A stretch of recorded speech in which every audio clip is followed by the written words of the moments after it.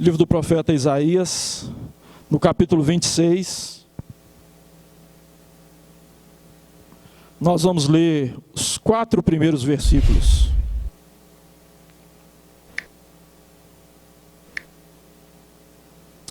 Livro do profeta Isaías, capítulo 26, do verso 1 ao verso 4.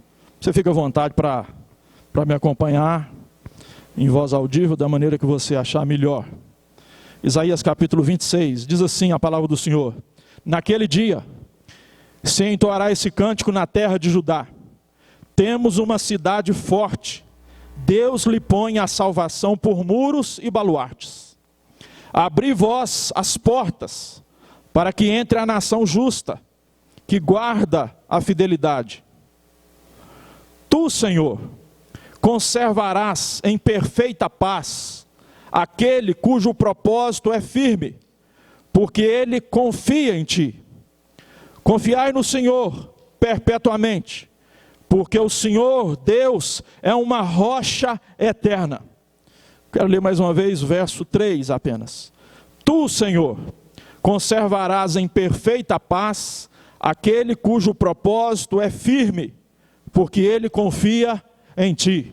Se você puder, onde você está, feche os seus olhos, vamos orar a Deus nesse momento. Senhor, nós te louvamos, adoramos e bendizemos o teu santo nome. Muito obrigado porque podemos prestar culto ao Senhor, mesmo distante uns dos outros, da igreja. O Senhor sabe que nós sentimos tanta falta da comunhão da igreja. Mas, Senhor, muito obrigado porque nós não dependemos disso para te adorar e para prestar culto ao Senhor. E nós cremos que, quando lemos a tua palavra, é o Senhor que fala conosco. Agora, Senhor, então somente nos ajuda a enxergar além da letra. Abre os nossos olhos espirituais. Abre os nossos ouvidos, tira todo impedimento para ouvirmos a voz do teu Espírito Santo. Fala conosco. Repreende, Senhor, toda ação de Satanás, na tentativa de impedir que a palavra do Senhor seja ministrada. Repreende, Senhor, toda ação de Satanás, tentando roubar do nosso coração aquilo que é mais precioso que o Senhor quer falar conosco nessa noite. Fala, Deus, ao nosso coração. Toma a minha vida nas tuas mãos, que eu seja apenas um instrumento nas mãos do Senhor. Assim nós oramos em nome de Jesus. Conta-se que certa vez um homem, um atleta, um artista, ele esticou um cabo de aço sobre as cataratas do Niágara, que ficam na divisa entre o Canadá e os Estados Unidos. No norte dos Estados Unidos, divisa entre os Estados Unidos e Canadá. As cataratas do Niágara são mundialmente conhecidas. Esse artista, atleta, ele esticou esse cabo e a proposta é que ele ia atravessar sobre esse cabo. E foi o que ele fez. Logo em seguida ele atravessou por um lado, foi sobre as cataratas, aquele abismo tão profundo, foi e retornou. E quando ele chegou, ele foi ovacionado pela multidão, celebrado, o povo ficou extasiado, alegre, e o povo celebrou com ele aquela grande conquista. E o povo aplaudia de forma intensa o feito que aquele moço conseguiu. E ele então se aproximou de uma senhora que estava muito eufórica no meio daquela multidão. E ele perguntou para ele: a senhora acredita que eu consigo atravessar novamente? E ela disse: sim, eu acredito, eu acabei de ver o senhor fazer isso. E ele continuou: a senhora acredita que eu consigo atravessar levando um carrinho de mão? E ela disse: sim, eu acredito, eu vi o senhor fazer isso com tanta facilidade. A senhora acredita, e ele continuou, que eu consigo levar no carrinho de mão outra pessoa dentro do carrinho de mão? Ela disse: acredito, eu acredito. Aí ele disse: então tem a segunda parte do meu espetáculo, e eu preciso da ajuda de uma pessoa, a senhora podia me ajudar e entrar dentro do carrinho? Ela: de jeito nenhum, você está louco.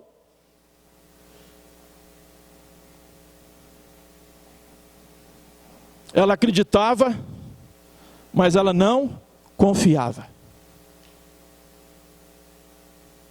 Muitas vezes nós somos assim com Deus. Nós acreditamos, mas nós não confiamos. O profeta Isaías é um profeta urbano, ligado à corte. Seu ministério é exercido entre o ano de 740 a 700 a.C., tempo de agitação política, por causa do Império Assírio, o domínio do Império Assírio, agitação espiritual, por causa da apostasia do povo de Judá. E a mensagem, de uma maneira geral, a mensagem do profeta Isaías é uma mensagem de confrontação, mas ao mesmo tempo também é uma mensagem de encorajamento. Isaías aponta para um dia de vitória, de restauração. Isaías fala de um dia de celebração, e ele diz que naquele dia se entoará um cântico na terra de Judá. Num momento de opressão, num momento de dificuldade, Isaías está falando de um tempo de libertação, de celebração. Um dia de reafirmação. No verso 1 ele vai dizer: temos uma cidade forte, Deus lhe põe a salvação por muros. Está falando de libertação, num tempo onde a Síria já ameaçava.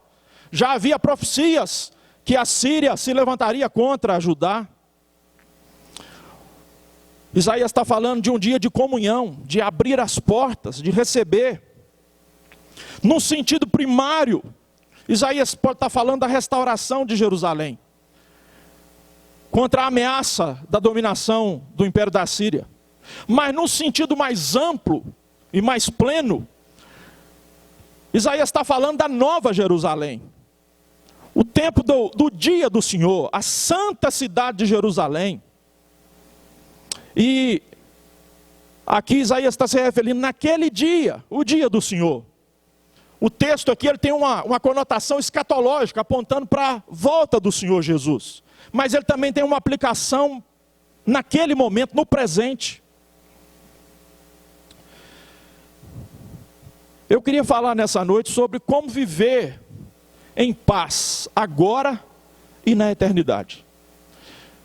Nesses dias que a gente está vivendo tanta turbulência, tanta incerteza, a gente está vendo tanta gente sem paz, tanta gente inquieta, tanta gente com medo. E quando o medo entra, a fé sai. E a paz, nós perdemos a paz do nosso coração.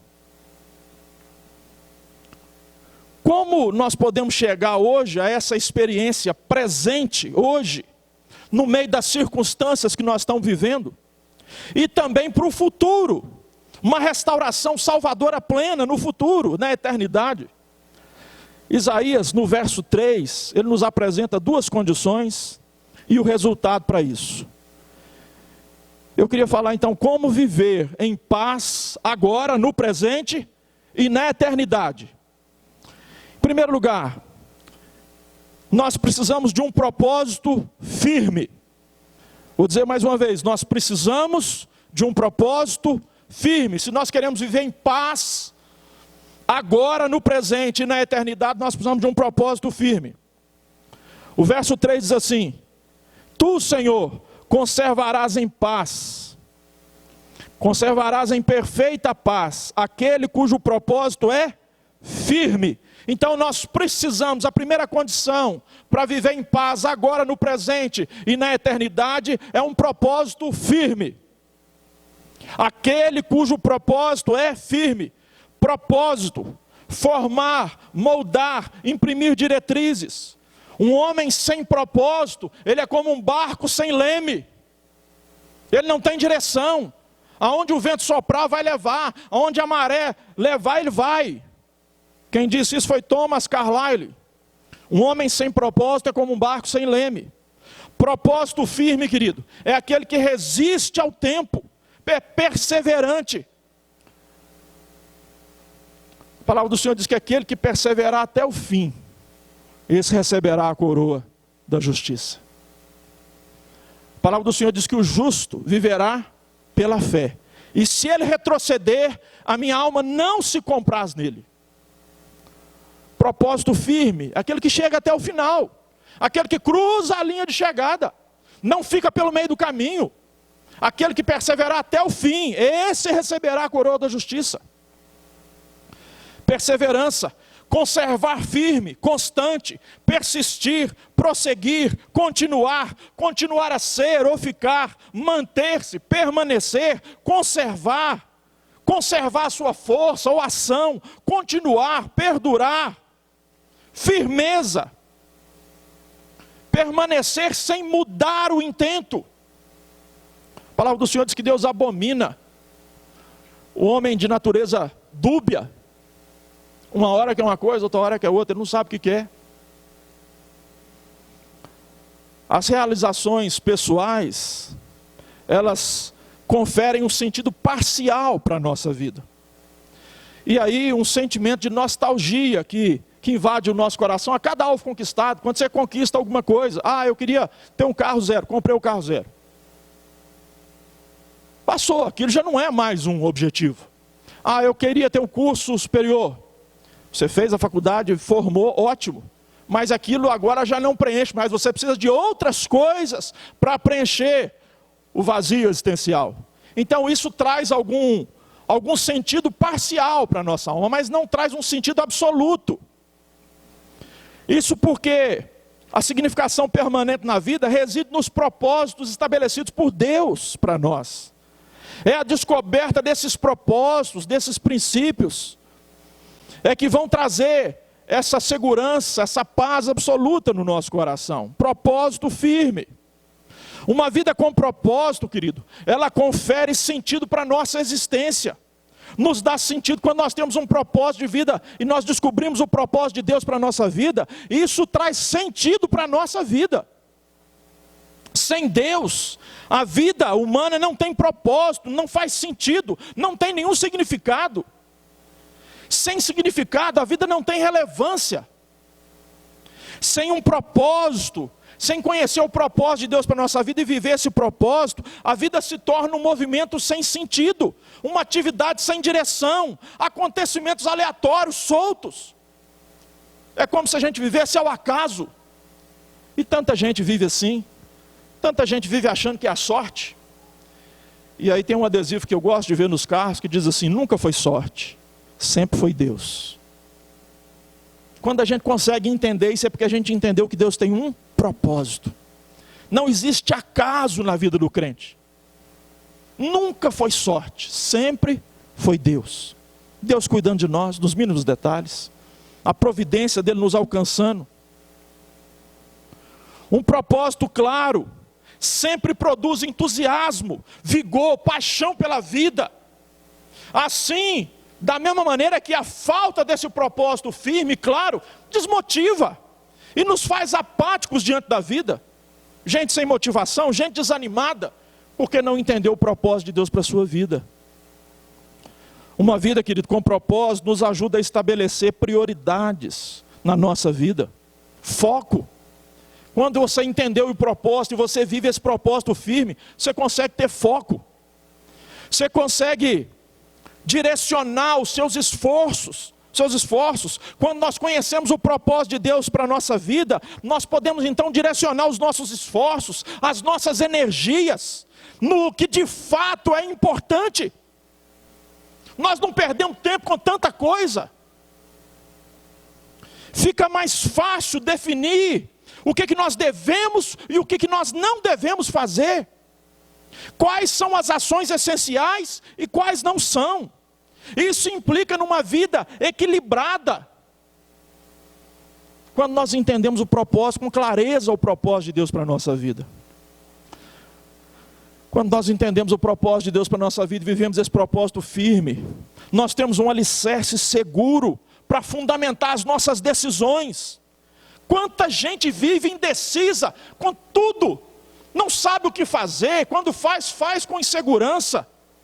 Mas quando nós entendemos os propósitos de Deus para a nossa vida, isso nos facilita para tomar decisões, nos dá segurança para tomar as nossas decisões, destinar o nosso tempo, empregar os nossos recursos, aonde nós vamos investir a nossa vida, onde nós vamos gastar a nossa vida. Quando nós temos esse propósito firme, conhecemos o propósito de Deus para a nossa vida. O apóstolo Paulo nos ensinou a estabelecer prioridades, e ele mesmo tinha isso muito claro para si.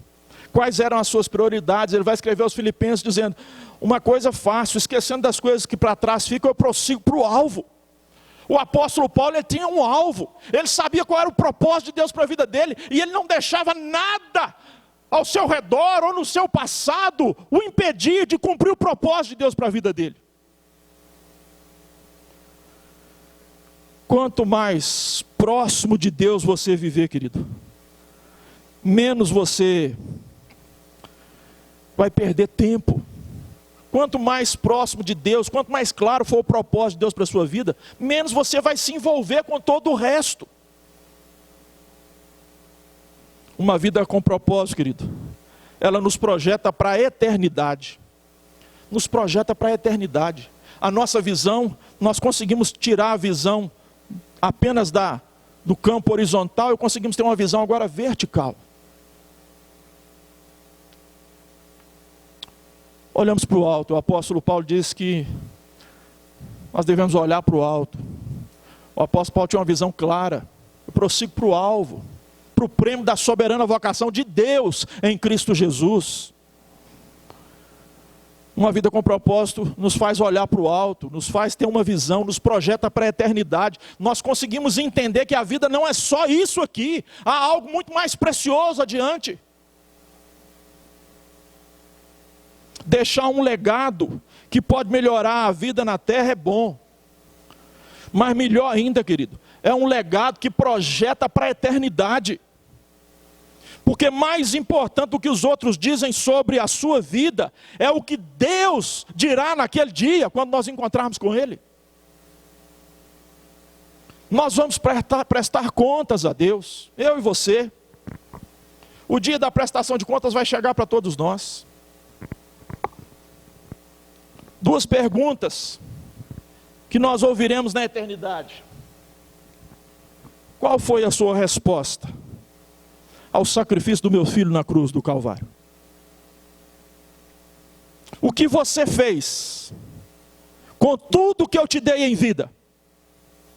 Com todos esses anos de vida?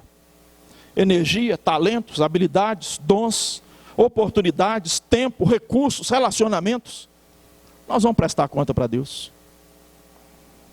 Vamos prestar conta sobre a nossa resposta ao sacrifício de Jesus, à oferta graciosa do Senhor Jesus. E vamos prestar conta do maior presente que Deus nos dá, que é a nossa vida.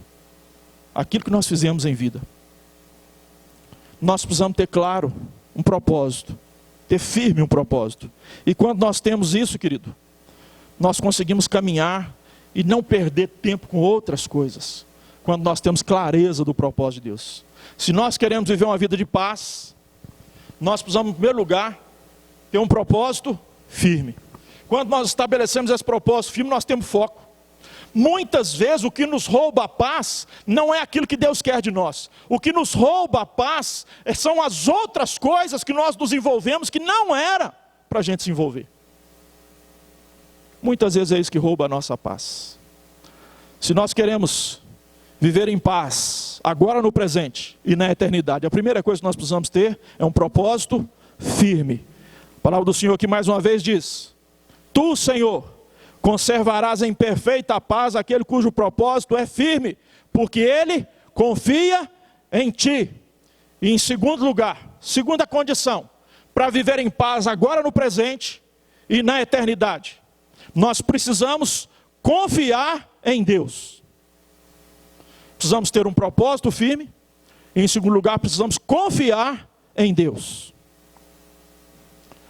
Aquela mulher da ilustração que eu contei, ela acreditava que o moço conseguiria atravessar, levando outra pessoa. Mas quando ele desafiou ela a entrar no carrinho para atravessar, ela disse: de jeito nenhum. Ela acreditava, mas ela não confiava. Muitas vezes nós somos assim. Quanta gente que a gente conhece que você pergunta assim: você acredita em Deus? Acredito demais. Mas quando você olha para a vida da pessoa, ela vive como se Deus não existisse. Ela vive uma vida completamente indiferente à existência de Deus. Isaías está falando: Tu, Senhor, conservarás em perfeita paz aquele cujo propósito é firme, porque ele confia em Ti. Precisamos ter um propósito firme, precisamos confiar em Deus. Isaías, verso 4, se você tem aí na sua Bíblia, está com a sua Bíblia aberta em casa, pode ler comigo, vamos junto no verso 4. Confiai no Senhor perpetuamente, porque o Senhor Deus é uma rocha eterna. Salmo 62, o salmista diz: Senhor, leva-me para uma rocha mais alta do que eu. Salmo 125, o salmista diz: os que confiam no Senhor são como os montes de Sião, como o monte de Sião, que não se abala, mas permanece firme para sempre. O nosso desafio, querido, é confiar no Senhor. O nosso desafio é confiar no Senhor de verdade, é acreditar e confiar. Tanta gente diz que acredita, mas não confia. A imagem de confiança, talvez a imagem mais simples que a gente possa lançar mão, a imagem de uma criança ainda de colo, que se lança nos braços do pai. Quando o pai fala assim, pode pular, e a criança pula nos braços do pai, demonstrando total confiança. Sabe por quê, querido? Porque ela conhece o pai. Ela sabe que o pai é maior. Ela sabe que o pai é mais forte. Nós precisamos de alguém que seja mais forte. Nós precisamos de alguém que seja mais poderoso, para a gente poder se lançar nos braços dele. Esse é Deus, o nosso Pai Celestial. Essa criança, ela demonstra a sua total entrega e confiança a alguém que ela conhece bem, e que sabe que é maior e é mais forte do que ela. Então essa criança não tem nenhuma dúvida de que ela vai ser acolhida nos braços do pai. Então ela se lança com total confiança. Mas, querido, nós não podemos confiar em alguém que nós não conhecemos. Ninguém conhece, ninguém confia em alguém que não conhece. Esse é o segredo de aprender a confiar em Deus. Quando alguém diz, confia em mim. Quando alguém diz, confia em mim, a gente tem duas reações possíveis. Nós podemos dizer, sim, eu confio em você. Ou nós podemos dizer, por que eu deveria confiar em você? Normalmente, se nós conhecemos a pessoa, a gente sabe se a gente pode confiar. Quanto mais eu conheço alguém, eu sei se eu posso confiar. Nós precisamos confiar em Deus por quem Ele é. Primeiro lugar, a primeira razão para a gente confiar em Deus é por quem Ele é. A principal razão por que nós devemos confiar em Deus é que Ele é digno da nossa confiança. Ao contrário dos homens, Ele nunca mente. Ele nunca deixa de cumprir as suas promessas. A Bíblia está cheia das promessas de Deus, das profecias, e a gente vê cada uma delas se cumprindo. A palavra do Senhor diz em Números: Deus não é homem para que minta, nem filho do homem para que se arrependa. Porventura, tendo Ele prometido, não fará? Ou tendo falado, não cumprirá? Números 23, 19. Ao contrário dos homens, querido, Ele tem o poder para realizar e cumprir os seus planos e os seus propósitos. Às vezes as pessoas falham conosco. Às vezes não porque elas gostariam de falhar, mas às vezes porque elas não têm condição de cumprir aquilo que elas prometeram. Deus, Ele tem poder para cumprir aquilo que Ele promete na sua palavra. E Ele tem cumprido cada uma das suas promessas. Quando nós pegamos a Bíblia e olhamos todas as promessas do Senhor, todas elas se cumpriram ou estão ainda para se cumprir. As pessoas parecem cada vez menos confiáveis. Nós estamos vivendo uma crise de confiança. O mundo que nós vivemos é um mundo inseguro, se tornou um mundo inseguro. E existe uma crise de confiança. Promessas são quebradas. Casamentos fracassados. Quantos casamentos nós já vimos? Pessoas subiram no altar, fizeram promessas um para o outro, juras de amor, promessa de compromisso, até que a morte os separe, daí a pouco está separando. Nós estamos vivendo relacionamentos rompidos, palavras sem valor. No passado, uma palavra valia mais do que um contrato assinado hoje, com firma reconhecida em cartório. E eu tenho aprendido que, para quem não tem palavra, nem o contrato vale. Você pode ter contrato assinado no cartório, e isso não tem nenhum valor se a pessoa de lá não for uma pessoa confiável. Nós vivemos uma crise de confiança no que diz respeito dos nossos relacionamentos.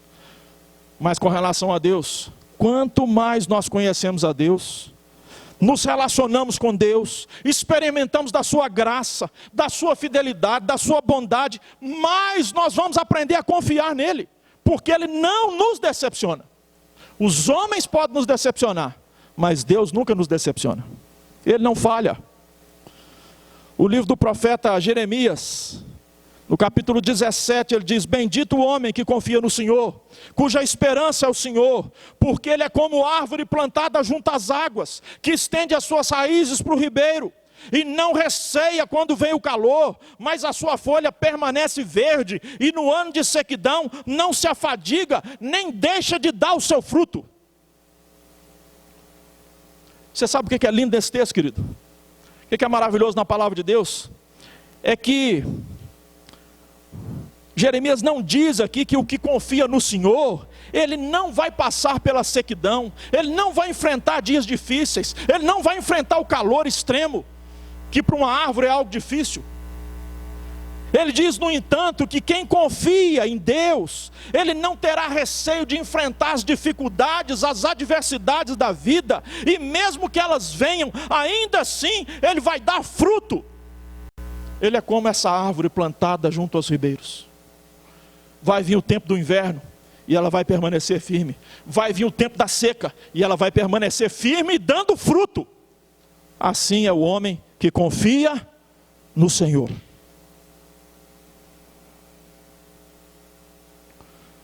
Para viver em paz, agora no presente e na eternidade, nós precisamos de um propósito firme.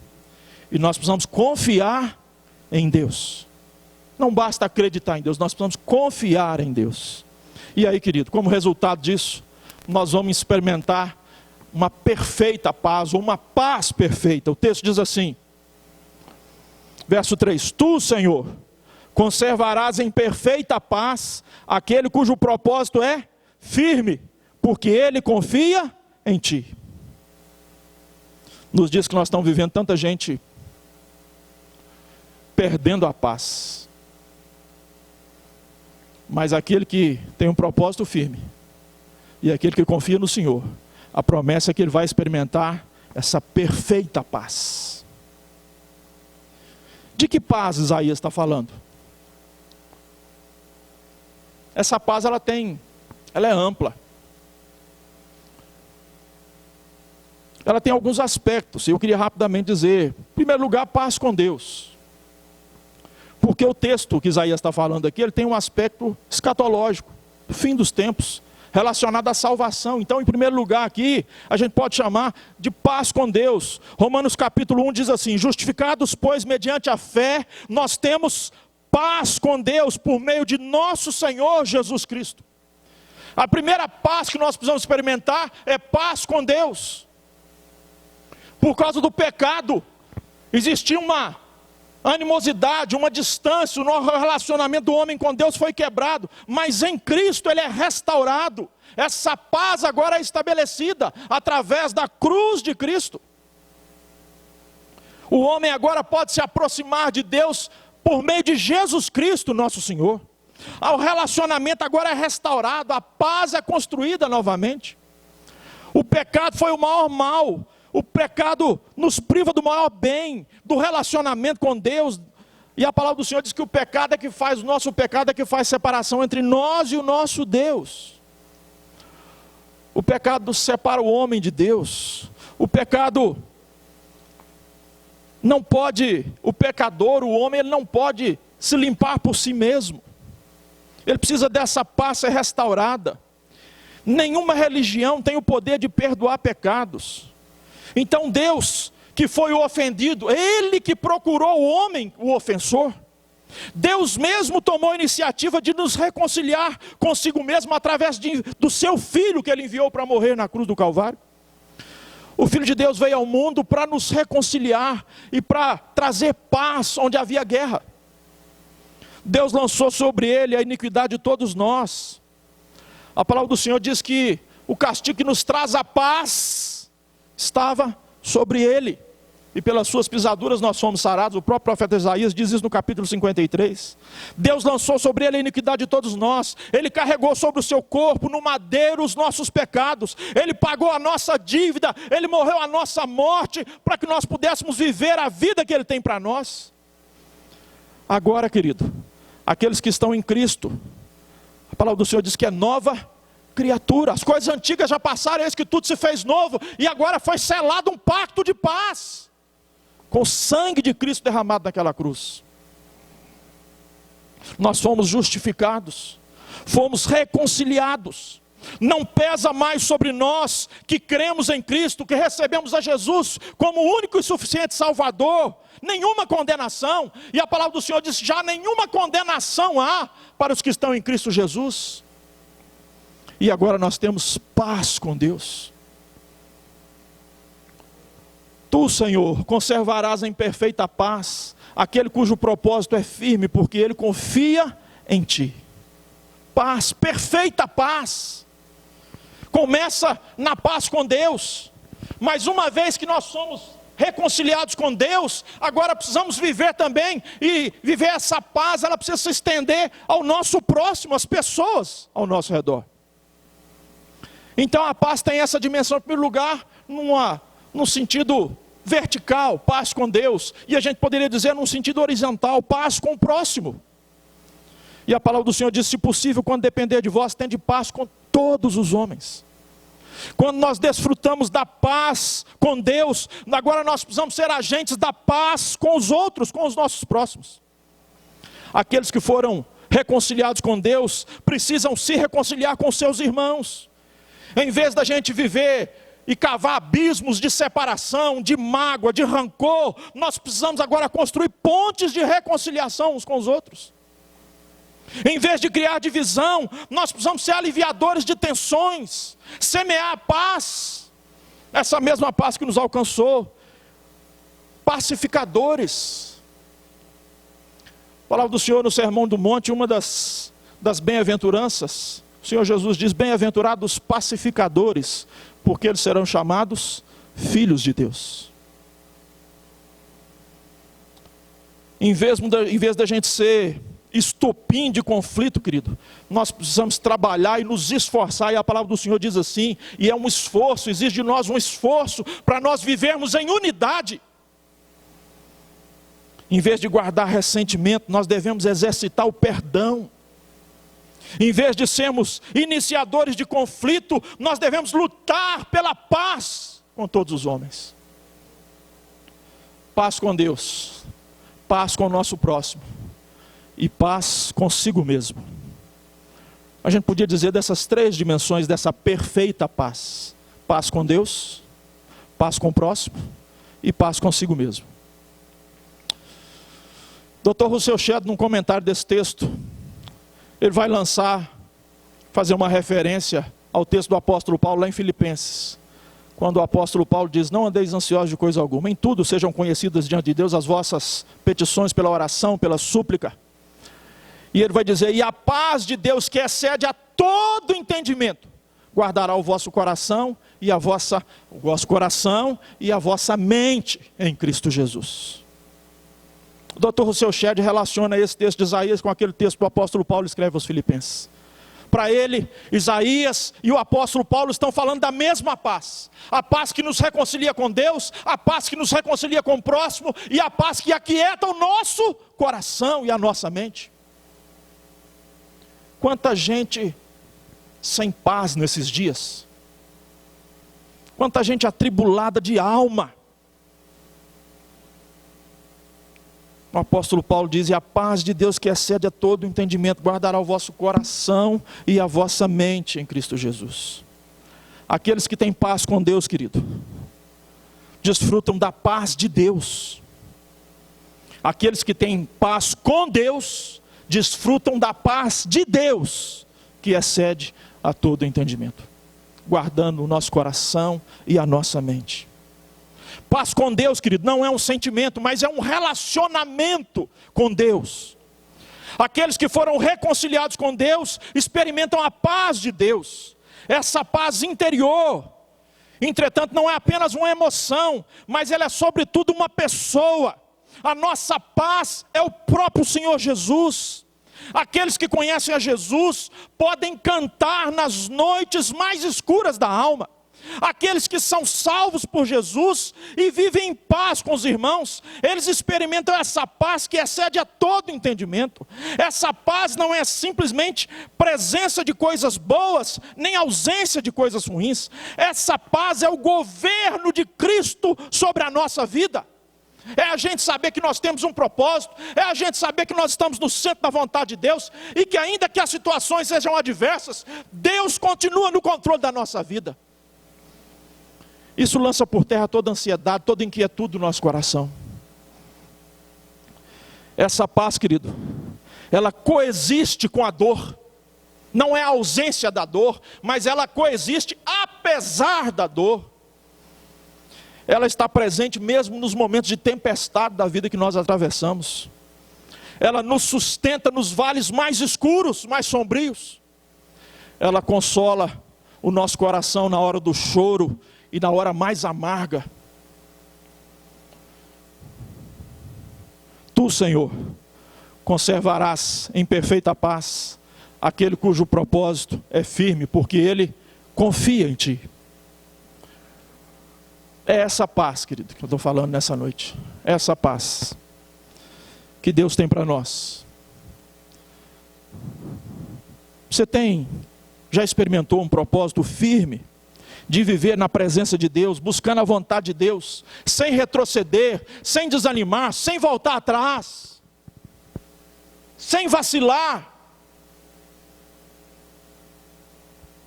Você tem clareza do propósito de Deus para a sua vida? Você tem clareza da vontade de Deus para a sua vida? Você realmente confia em Deus de todo o seu coração? Ou você apenas acredita em Deus? Muita gente acredita em Deus. Você acredita em Deus? Acredito, claro que acredito. Mas, quando você olha para a vida da pessoa, ela vive como se a existência de Deus não fizesse absoluta nenhuma diferença. Não é disso que eu estou falando. Eu estou falando de confiar. Eu estou falando de entrar no carrinho de mão.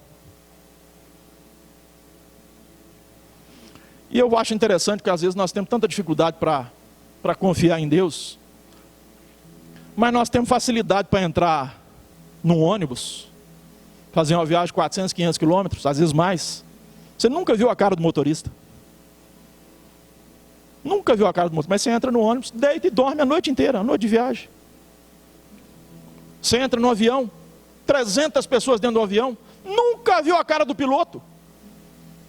E você confia.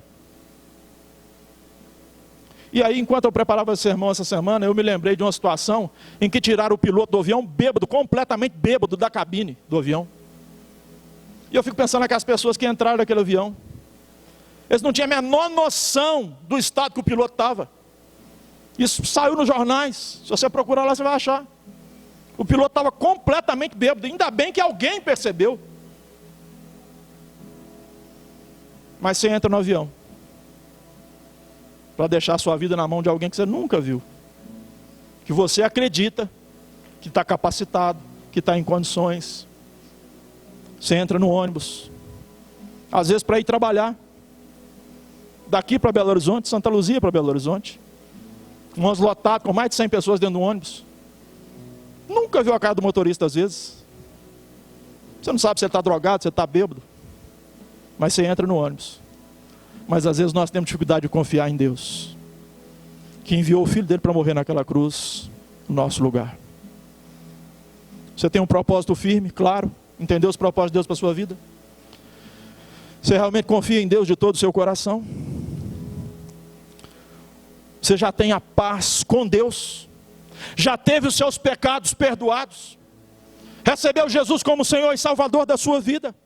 Você já experimentou a paz com Deus, para depois experimentar a paz de Deus na sua vida? Seu nome já está escrito lá no livro da vida. O O profeta Isaías diz: naquele dia. Isso vai fazer toda a diferença agora, para você viver e experimentar a paz de Deus agora e naquele dia, na eternidade. Você está em paz com todos os homens? Se você não fez isso, faça isso nessa noite. Faça uma oração, entregue a sua vida para Jesus, receba Jesus como seu único e suficiente Salvador nessa noite.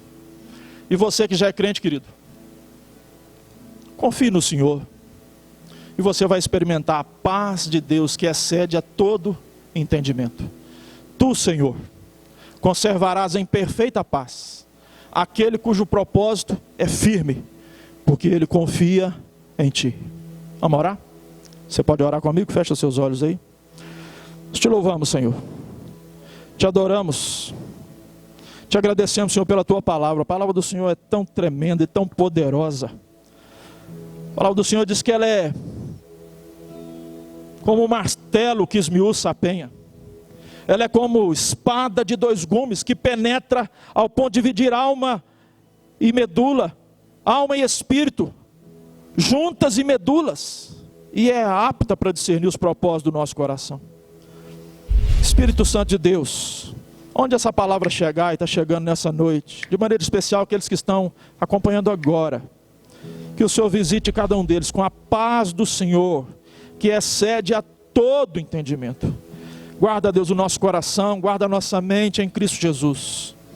Senhor, se alguém está ouvindo essa palavra, ou vai ouvir em algum momento, e ainda não teve um encontro real com o Senhor, que essa pessoa possa receber a Cristo como Salvador da sua vida, entregar a sua vida para Jesus. Senhor, e que essa palavra, que o Espírito do Senhor aplique essa palavra com poder em cada coração.